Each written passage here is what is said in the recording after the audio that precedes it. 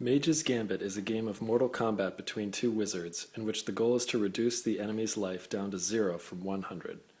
Red cards represent direct damage spells, black cards represent creature spells.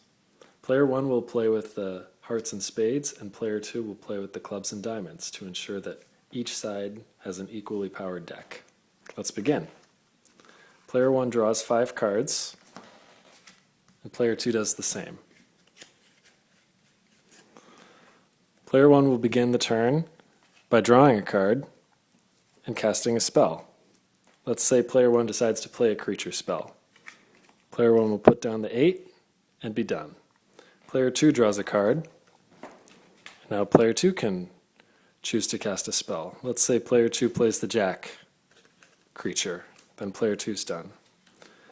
Player 1 draws, and let's say player 1 decides to use this Queen direct damage spell against the enemy creature, the Jack, killing it. Spell goes to the graveyard, creature goes to the graveyard.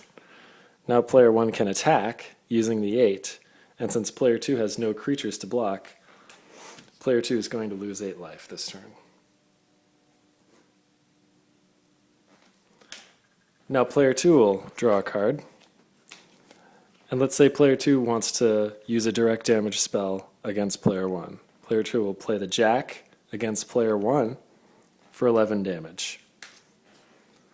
So you can see that each player is losing life. Eventually this is going to result in somebody getting down to 0. The game requires a little more play testing to tweak some of the rules, ensure that victory is not determined purely by luck of the draw, but there are some decisions to be made, including considering what the other player has left in what they might have in their hand or what's left in the deck. And hopefully the outcome is going to be determined by strategy and will make it challenging and exciting.